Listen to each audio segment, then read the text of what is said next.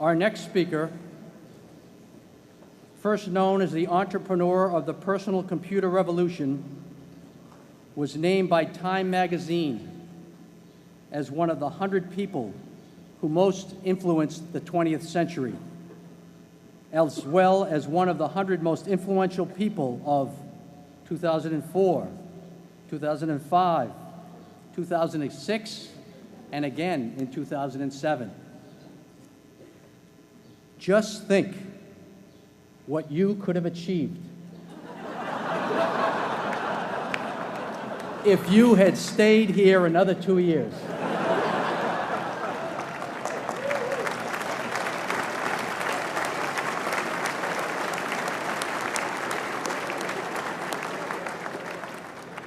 He enrolled at Harvard in the fall of 1973, keenly interested in computer science, but without a definite study plan.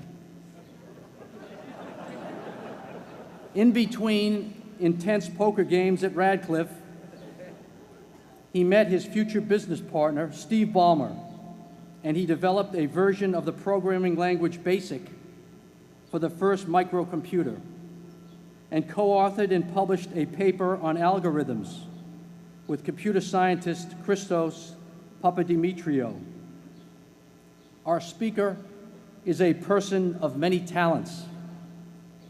A close friend in college amusingly recalls seeing him doze off during the prestigious Putnam math exam. Despite this napping, he scored remarkably well. In his junior year, he took a leave of absence from Harvard to devote his energies to Microsoft, a company he had begun in 1975 with his friend Paul Allen. Since 2000, he has begun to concentrate on a number of philanthropic endeavors, making extraordinary donations to various charitable organizations and scientific research programs around the world through the Bill and Melinda Gates Foundation. After a 33-year leave of absence from his alma mater, I am pleased to present to you Dr. William Gates.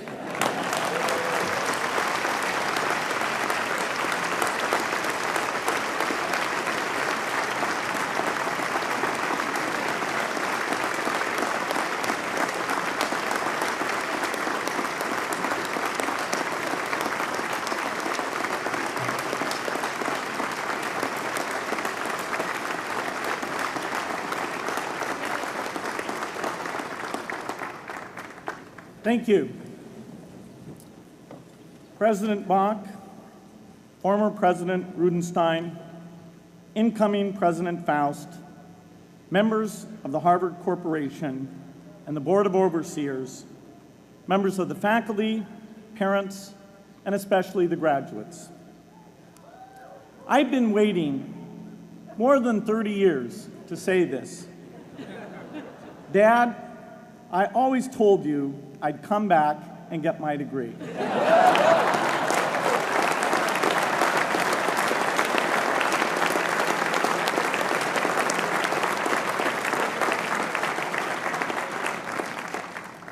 I want to thank Harvard for this honor. I'll be changing my job next year, and it will be nice to finally have a college degree on my resume.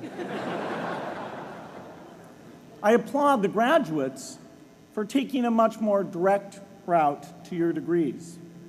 For my part, I'm just happy that the Crimson called me Harvard's most successful dropout. I guess that makes me valedictorian of my own special class. I did the best of everyone who failed. But I also want to be recognized as the guy who got Steve Ballmer to drop out of business school.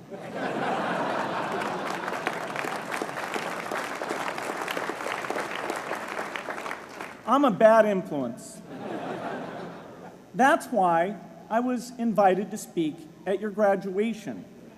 If I'd spoken at your orientation, fewer of you might be here today.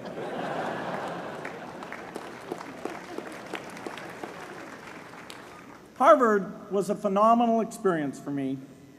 Academic life was fascinating. I used to sit in on lots of classes that I hadn't even signed up for. And dorm life was terrific. I lived up at Radcliffe in Courier House.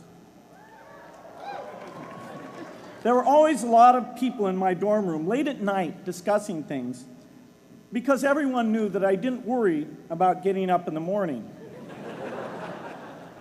That's how I came to be the leader of the antisocial group.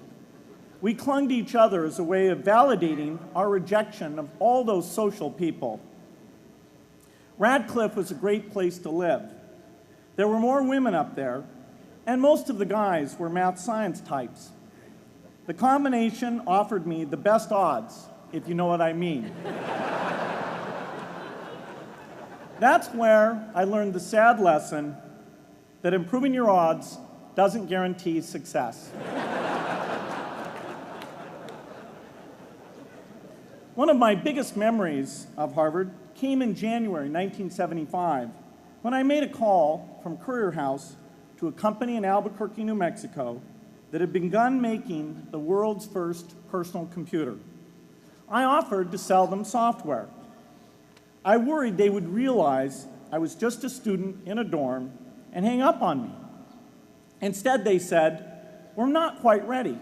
Come see us in a month," which was a good thing because we hadn't written the software yet.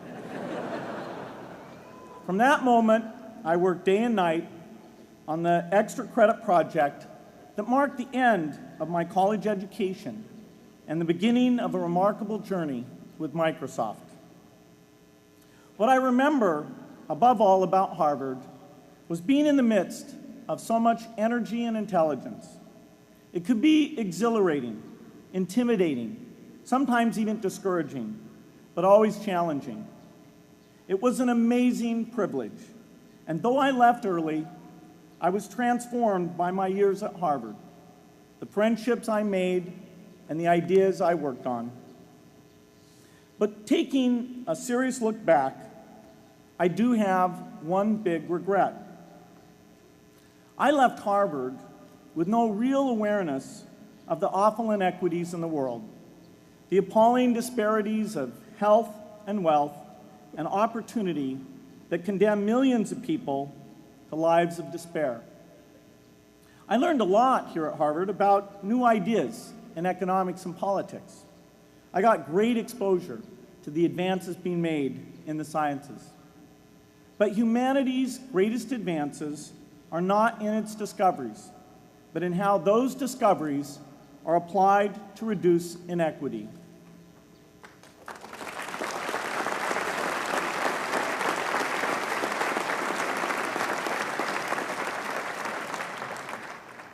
Whether through democracy, strong public education, quality health care, or broad economic opportunity, reducing inequity is the highest human achievement. I left campus knowing little about the millions of young people cheated out of educational opportunities here in this country. And I knew nothing about the millions of people living in unspeakable poverty and disease in developing countries. It took me decades to find out. You graduates came to Harvard at a different time. You know more about the world's inequities than the classes that came before. In your years here, I hope you've had a chance to think about how, in this age of accelerating technology, we can finally take on these inequities and we can solve them. Imagine, just for the sake of discussion, that you had a few hours a week and a few dollars a month to donate to a cause. And you wanted to spend that time and money where it would have the greatest impact in saving and improving lives. Where would you spend it? For Melinda and I, the challenge is the same. How can we do the most good for the greatest number with the resources we have?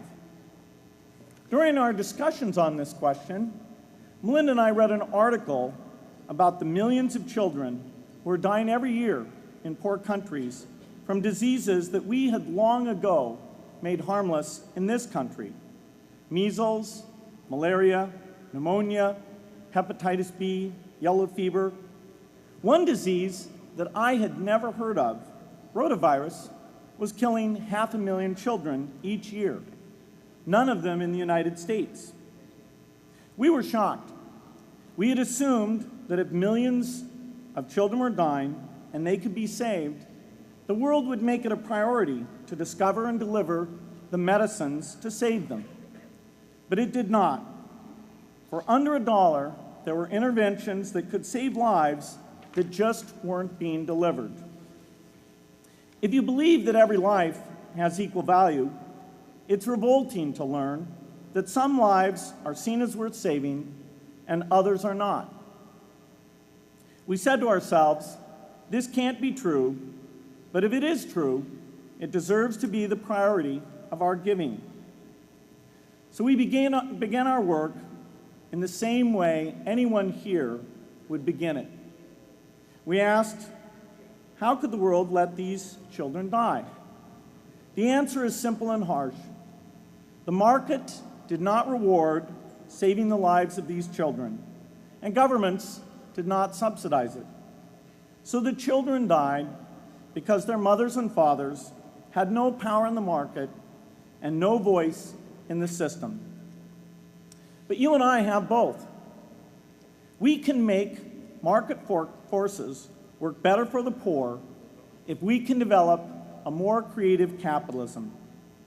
If we can stretch the reach of market forces so that more people can make a profit, or at least earn a living, serving people who are suffering from the great inequities.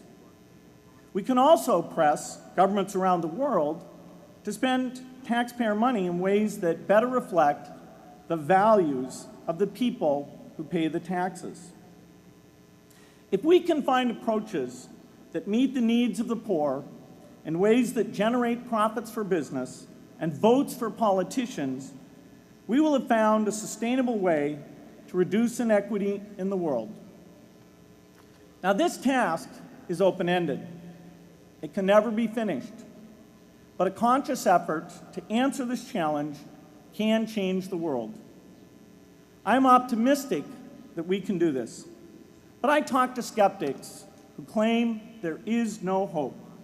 They say, inequity has been with us since the beginning and will be with us until the end, because people just don't care. I completely disagree. I believe we have more caring than we know what to do with. All of us here in this yard, at one time or another, have seen human tragedies that broke our heart, and yet we did nothing, not because we didn't care, but because we didn't know what to do. If we had known how to help, we would have acted. The barrier to change is not too little caring. It is too much complexity. To turn caring into action, we need to see a problem, see a solution, and see the impact. But complexity blocks all three steps. Even with the advent of the internet and 24-hour news, it is still a complex enterprise to get people to truly see the problems. When an airplane crashes, officials immediately call a press conference. They promise to investigate, determine the cause, and prevent similar crashes in the future. But if the officials were brutally honest, they would say, of all the people in the world who died today from preventable causes, 0.5% were on this plane. We're determined to do everything possible to solve the problem that took the lives of the 0.5%. The problem is not just the plane crash, but the millions of preventable deaths. We don't read much about these deaths. The media covers what's new, and millions of people dying is nothing new. So it stays in the background where it's easy to ignore. But even when we do see it or read about it, it's difficult to keep our eyes on the problem. It's difficult to look at suffering if the situation is so complex that we don't know how to help. And so we look away. If we can really see a problem, which is the first step, we come to the second step, cutting through the complexity to find a solution. Finding solutions is essential if we want to make the most of our caring. If we have clear and proven answers anytime an organization or individual asks, "How can I help?" then we can get action, and we can make sure that none of the caring in the world is wasted. But complexity makes it hard to mark a path of action for everyone who cares, and makes it hard for their caring to matter. Cutting through complexity to find solutions runs through 4 predictable stages: determine a goal, find the highest impact approach, deliver the technology ideal for that approach, and in the meantime, use the best application of technology you already have, whether it's something sophisticated like a new drug or something simple like a bed net. The AIDS epidemic offers an example. The broad goal, of course, is to end the disease. The highest leverage approach is prevention. The ideal technology would be a vaccine that gives lifelong immunity with a single dose. So governments, drug companies, and foundations are funding vaccine research. But their work is likely to take more than a decade. So in the meantime, we have to work with what we have in hand, and the best prevention approach we have now is getting people to avoid risky behavior. Pursuing that goal starts the 4-step cycle again. This is the pattern. The crucial thing is to never stop thinking and working, and never do what we did with malaria and tuberculosis in the 20th century, which is to surrender to complexity and quit. The final step, after seeing the problem and finding an approach, is to measure the impact of the work and to share that, success or failure, so that others can learn from the efforts. You have to have the statistics, of course. You have to be able to show, for example, that a program is vaccinating millions more children. You have to be able to show, for example, a decline in the number of children dying from the diseases. This is essential not just to improve the program, but also to help draw more investment from business and government. But if you want to inspire people to participate, you have to show more than numbers. You have to convey the human impact of the work so people can feel what saving a life means to the families affected. I remember going to the World Economic Forum some years back and sitting on a global health panel that was discussing ways to save millions of lives. Millions. Think of the thrill if you could save just one person's life, then multiply that by millions. Yet, this was the most boring panel I've ever been on. Ever. So boring, even I couldn't stand it. What made that experience especially striking was that I had just come from an event where we were introducing version 13 of some piece of software, and we had people jumping and shouting with excitement. I love getting people excited about software, but why can't we generate even more excitement for saving lives? You can't get people excited unless you can help them see and feel the impact.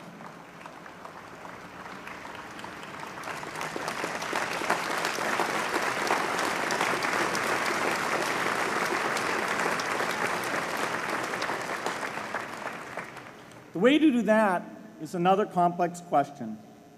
Still, I'm optimistic.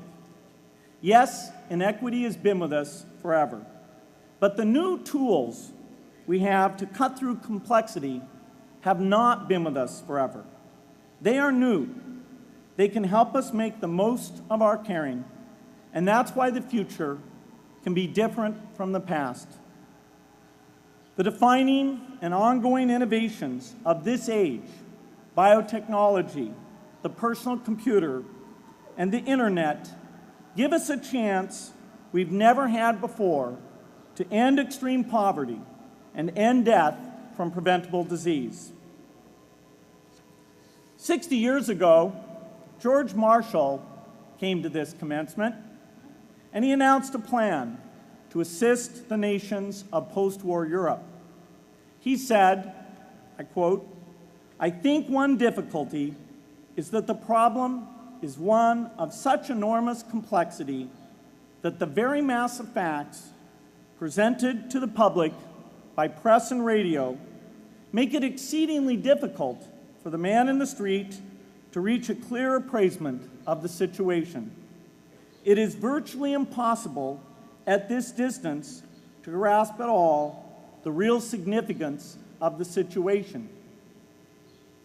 30 years after Marshall made his address, which was 30 years ago, as my class graduated without me, technology was emerging that would make the world smaller, more open, more visible, less distant. The emergence of low-cost personal computers gave rise to a powerful network that has transformed opportunities for learning and communicating. The magical thing about this network is not just that it collapses distance and makes everyone your neighbor. It also dramatically increases the number of brilliant minds we can bring in to work together on the same problem, and it scales up the rate of potential innovation to a staggering degree.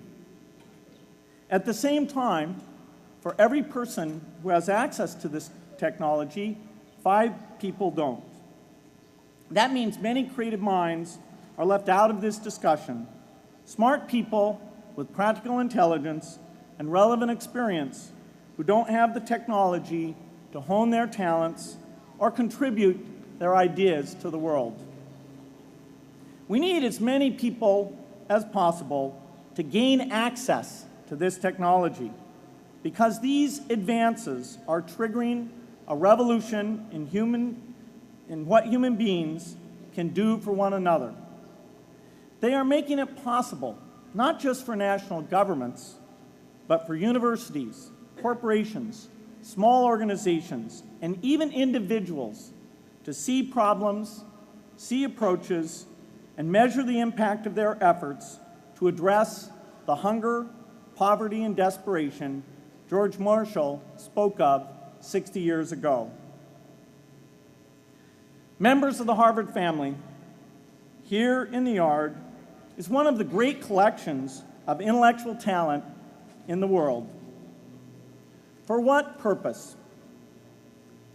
There is no question that the faculty, the alumni, the students, and the benefactors of Harvard have used their power to improve the lives of people here and around the world. But can we do more? Can Harvard dedicate its intellect to improving the lives of people who will never even hear its name? Let me make a request of the deans and the professors, the intellectual leaders here at Harvard. As you hire new faculty, award tenure, review curriculum, and determine degree requirements, please ask yourself, should our best minds be more dedicated to solving our biggest problems? Should Harvard encourage its faculty to take on the world's worst inequities?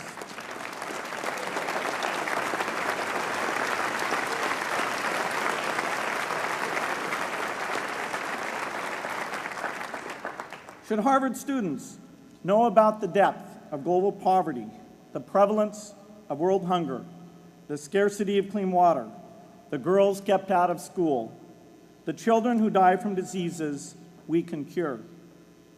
Should the world's most privileged learn about the lives of the world's least privileged? These are not rhetorical questions.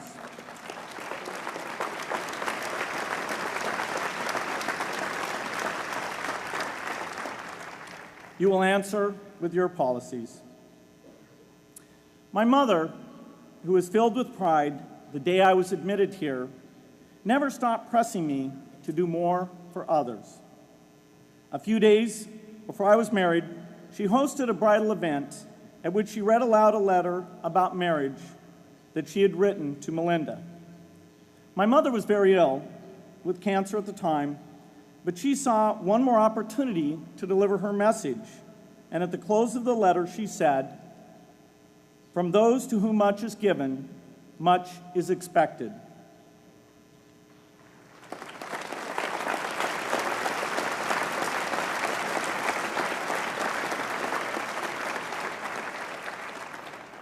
When you consider what those of us here in this yard have been given in talent, privilege, and opportunity, there is almost no limit to what the world has a right to expect from us.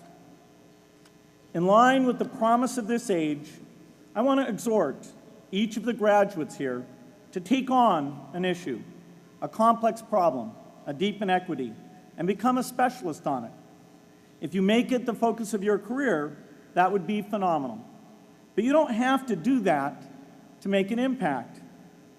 For a few hours every week, you can use the growing power of the internet to get informed, find others with the same interests, see the barriers, and find ways to cut through them. Don't let complexity stop you. Be activists. Take on big inequities. I feel sure it will be one of the great experiences of your lives. You graduates are coming of age in an amazing time. As you leave Harvard, you have technology that members of my class never had.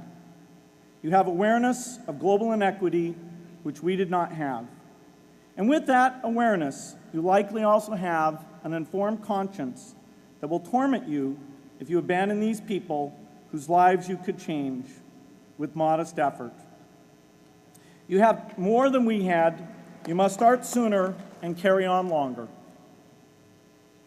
And I hope you will come back here to Harvard 30 years from now and reflect on what you have done with your talent and your energy. I hope you will judge yourselves not on your professional accomplishments alone, but also on how well you have addressed the world's deepest inequities, on how well you treated people a world away who have nothing in common with you but their humanity. Good luck.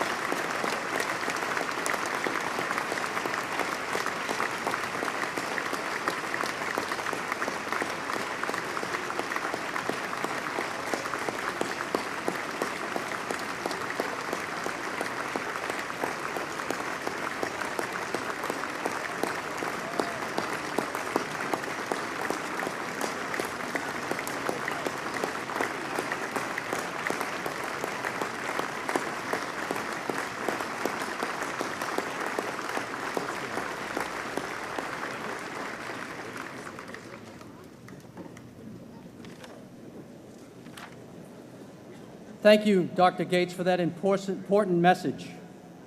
You are an inspiration to us all, and we thank you for being here today. Please stand and join me now as we sing Fair Harvard. The words are included in your program.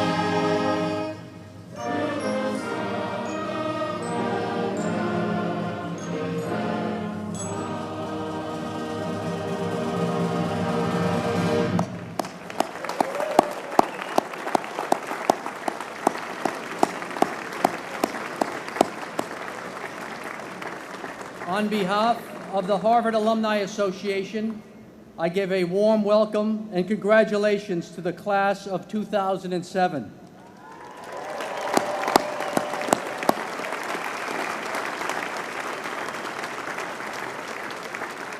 I hope you will return often to Cambridge and will remain engaged with our university through the many activities offered by the HAA and the Harvard clubs around the world. In closing, let me quickly add, this year, Harvard is extending a warm welcome to the Cambridge Ridge and Latin School as they celebrate their graduating senior class. This ceremony will be held right here, beginning at 6:30. Our remarkable operations crew will now be getting this space ready for that ceremony. So it's been great to have you all here. I hereby declare that the 2007 meeting of the Harvard Alumni Association is adjourned to be reconvened on June 5th, 2008. Thank you all for coming. And Nancy, we have just heard some very exciting talks, one by Derek Bach, one by Bill Gates, and another afternoon exercise has come to the end. Tell me your impressions. Well, Bill Gates' speech was in keeping with President Clinton's charge to the senior class yesterday to go out, use the intellect, the intelligence, the education that you have had here at Harvard to make the world a better place.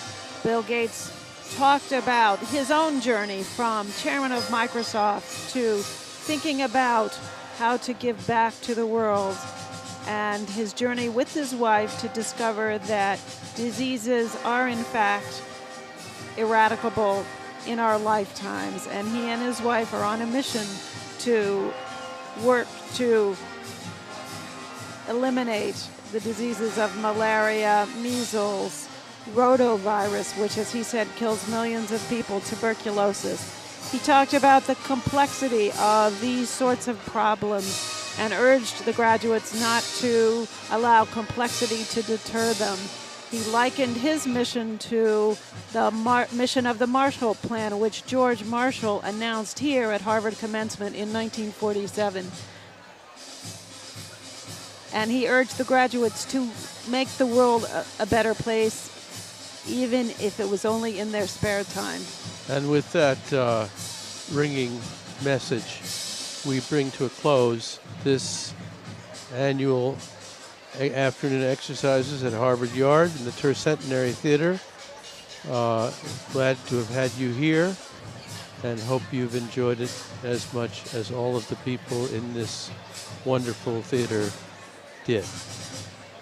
Thank you, and until next year, farewell.